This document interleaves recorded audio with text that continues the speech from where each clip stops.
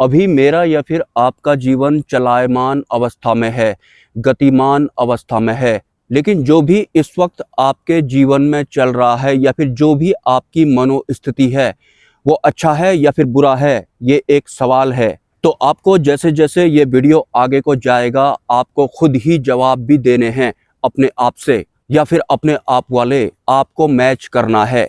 जो भी आपके साथ में इस वक्त हो रहा है, वो अच्छा हो रहा है या फिर बुरा हो रहा है। सिंपली किसी के जीवन में दुख चल रहे होंगे और किसी के जीवन में सुख चल रहे होंगे, लेकिन दुखों की वास्तविक वजह ये होती है कि जो हमारा मन चाहता है वैसा हमें देखने को नहीं मिल रहा है या फिर वैसा नहीं हो रहा है, हमारे मन के अकॉर्डिंग सिचुएशन नहीं है, तो हम दुखी हैं या फिर हमारा मन अशांत है या फिर परेशान है। हालांकि जो आपका जीवन इस वक्त गतिमान अवस्था में चल रहा है, चलायमान अवस्था में चल रहा है, वो माया वाले सुखों और दुखों के साथ में गतिमान है। लेकिन फिर भी मैं आपसे दोबारा से सवाल करना चाहूंगा कि जो भी इस वक्त आपको महसूस हो रहा है वो कैसा है, अच्छा है या फिर बुरा है।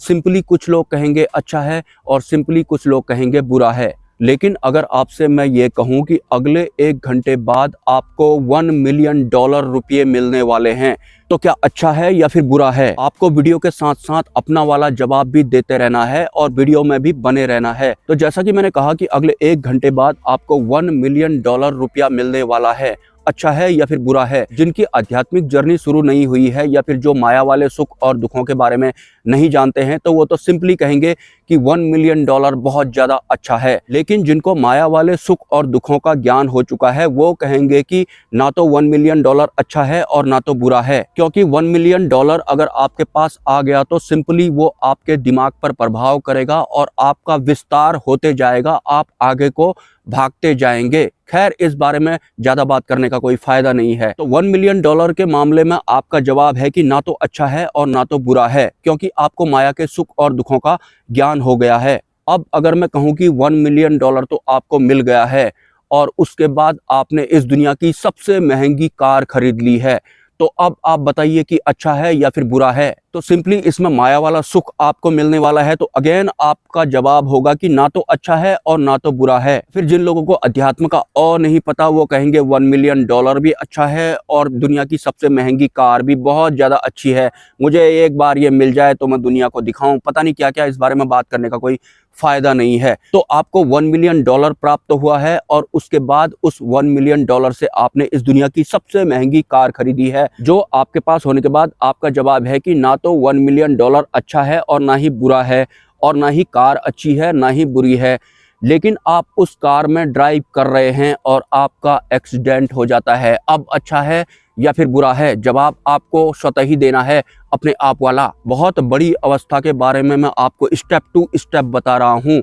आपको $1 मिलियन प्राप्त हुआ, आपने उससे एक कार खरीदी, उस कार में आप ड्राइव कर रहे थे, आपका एक्सीडेंट हो जाता है और उस एक्सीडेंट में आपके दोनों के दोनों पैर टूट जाते हैं। अब बताइए अच्छा है या फिर बुरा है? सिंपली बहुत सारे लोग अब कहेंगे ये तो बहुत ज़्यादा बुरा है, या फिर जिसे आप अभी तक ना तो अच्छा है ना तो बुरा है बोल रहे थे, अब आप भी फंस जाएंगे। आप कहने लगेंगे तो मेरे तो पैर ही टूट गए हैं, ये तो बुरा ही है। जैसा कि मैंने वीडियो के शुरुआत में बताया था कि हमारा जो जीवन है वो अभी चलायमान अवस्था में है, गतिमान अवस्था में है।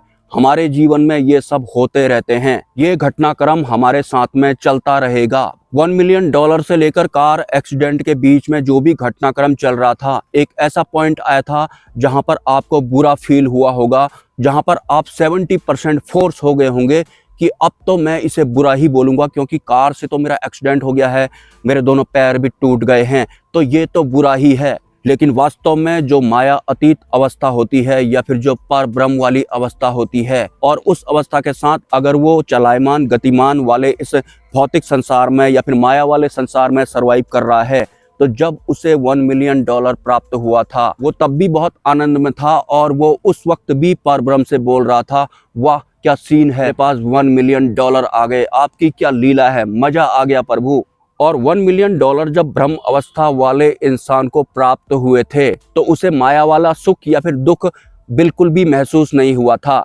वो एक अलग ही संचार में सरवाइव कर रहा था। उसने उस अवस्था में भी ब्रह्म को थैंक्स बोला था। और जब उस $1 मिलियन से उसने दुनिया की सबसे महंगी कार खरीदी थी उस वक्त भी वो उसी संचार में सरवाइव कर रहा था। माया वाले सुख और दुख उसे छू नहीं रहे थे। वो तब भी ब्रह्म के साथ सेलिब्रेट कर रहा था, ब्रह्म का गुणगान कर रहा था।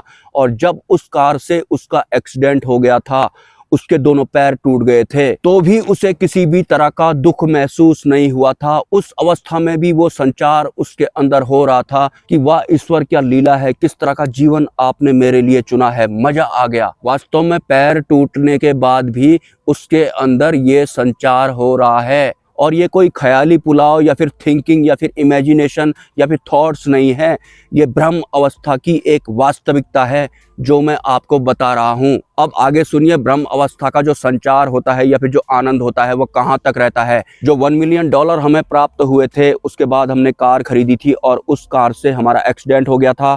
हमारे दोनों पैर टूट गए थे।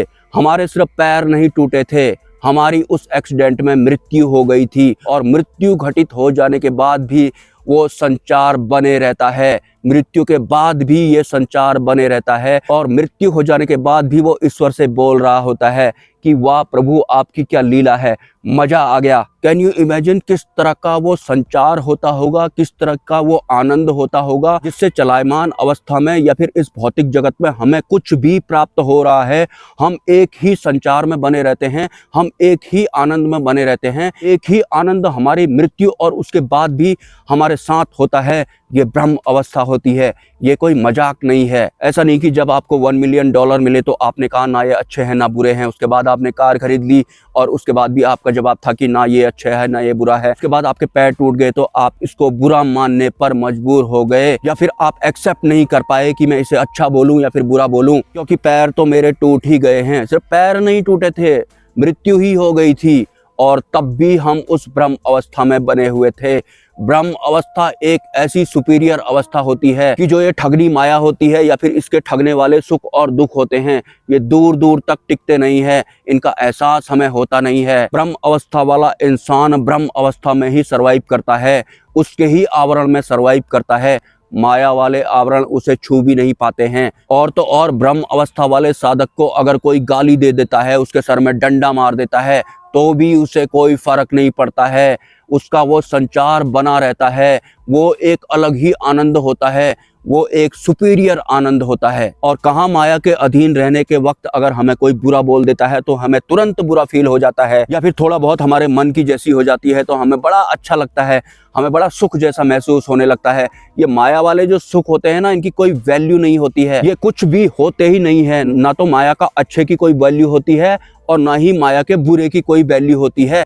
ये तो साइड हो जाते हैं। इनके ऊपर तो ब्रह्म अवस्था वाला साधक हंस रहा होता है। वो चाहे तो इनके ऊपर रो भी सकता है, हंस भी सकता है। वैसे ये हंसना और जो रोना होता है, ये भी साइड वाला बिजनेस होता है, ये भी माया वाला बिजनेस होता है। तो हंसने और रोने की भी ब्रह्म अवस्था में कोई जगह नहीं होती है, कोई वैल्यू नहीं होती है। कैन यू इमेजिन किस तरह की अवस्था वो होती होगी, किस तरह का संचार वो होता होगा, या फिर ऐसी क्या अवस्था होती होगी कि इस संसार में जो भी हो रहा है हमें उससे कोई फर्क नहीं पड़ता, चाहे वो अच्छा हो या फिर बुरा हो, वो सुख हो या फिर दुख हो। भले ही हमारा एक्सीडेंट हो जाए, हमारे पैर टूट जाए या फिर हमारी मृत्यु ही क्यों ना हो जाए, ब्रह्म अवस्था एक सुपीरियर अवस्था होती है।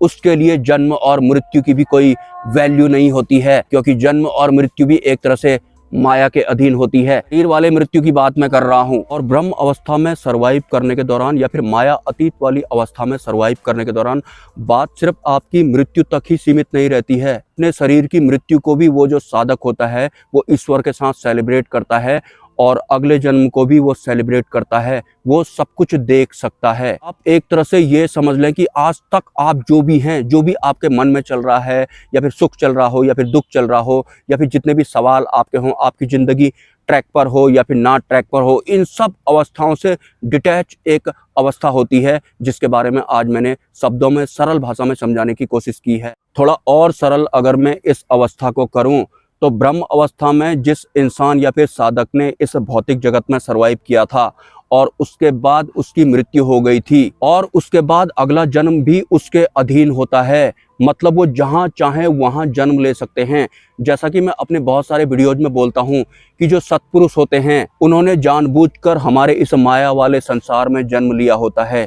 उनकी शुरुआत कुछ ऐसे ही होती है। वही सत्पुरुष होते हैं। ऐसे सत्पुरुष अगर आपको इस भौतिक जगत में कहीं टकरा गए या फिर ध्यान की अवस्था में अगर टकरा गए, इस दुनिया का सबसे बड़ा दुर्भाग्यशाली इंसान या फिर साधक वो होता है जो सत्पुरुषों से ही चूक जाता है, जो उन्हें इग्नोर कर देता है, या फिर सत्पुरुषों की वाणियां सुनने के दौरान जो अपने अहम को बना रहा होता है। इसमें और भी बहुत सारी लाइनें मैं ऐड कर सकता हूँ। और क्या हो अगर आपके भीतर ब्रह्म अवस्था का ये संचार होना शुरू हो जाए, और ये होता भी है। और इस अवस्था में सरवाइव करने के दौरान ऐसा भी नहीं होता कि वो साधक इस संसार को छोड़ देगा, साइड में रहेगा। वैसे उसके बाद ये जो संसार है, इसके सुख और दुख जो होते हैं वो यूजलेस जैसे हो जाते हैं।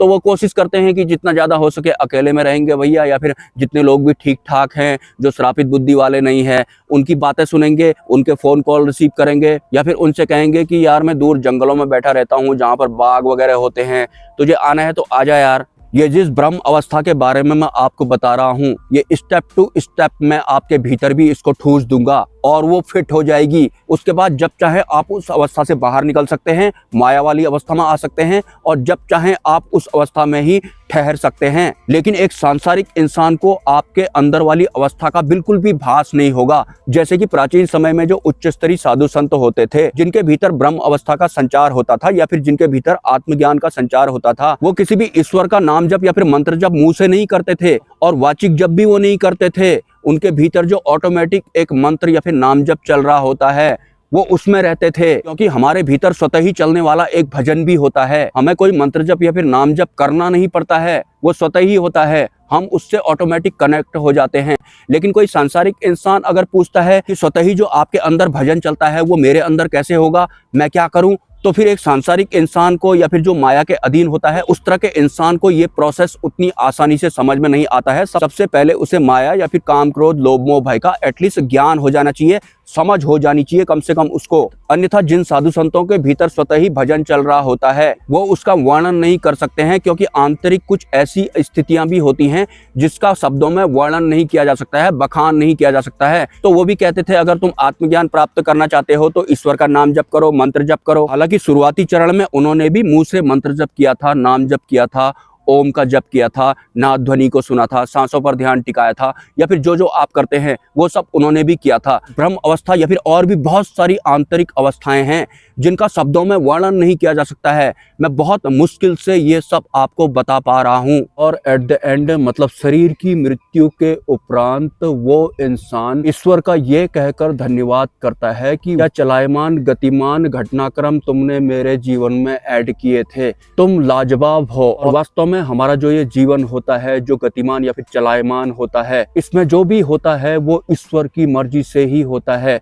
लेकिन हमारे ऊपर है कि हम उस सारे घटनाक्रम को होशपूर्ण अवस्था में जान लें, देख लें, या फिर अज्ञानता के साथ ही हम अपने बहुत सारे जीवन गवाते रहें। कि दुनिया बोलती है कि जो भी हमारे साथ होता है वो ऊपर वाले की मर्जी के साथ होता है। सब अगर ऊपर वाले की मर्जी के वजह से होता है तो फिर मेरे जीवन में ये दुख क्यों थे? वो माया वाले दुख थे या फिर माया वाले सुख थे। तुम्हें माया से ऊपर उठना था, तुम नहीं उठे, तुम अज्ञानतावश ही इस दुनिया से चले गए, और अज्ञानता के साथ ही तुम्हारा अगला जन्म भी होना तय होता है। लेकिन ब्रह्म अवस्था का संचार जिनके भीतर होता है, ना तो उनका जन्म अज्ञानता के साथ होता है और ना ही उनकी मृत्यु अज्ञानता के साथ होती है। तो आपको तैयार रहना है। फिलहाल माया वाले जो भी सुख दुख आपके जीवन में चल रहे हैं, मुझे पता है जब एक इंसान दुखों में घिर जाता है तो उसकी अंदर की व्यवस्था कैसी हो जाती है, वो कुछ समझ भी नहीं पा रहा होता है, और ऊपर से काम, क्रोध, लोभ, मोह, भय या फिर उसका अहंकार भी उसे लपेट रहा होता है। उसे समझ में नहीं आता है कि मैं करूं तो आखिर क्या करूं, सुनकर भी मुझे कोई फायदा नहीं हो रहा है। उच्च स्तरीय साधुओं के वचन सुनने के बाद आप शांत हो रहे हैं, लेकिन आपके अंदर वो ठहरे नहीं। वो कैसे ठहरते हैं ये भी मैं आपको आने वाले कुछ वीडियो में स्टेप टू स्टेप बताने वाला हूं।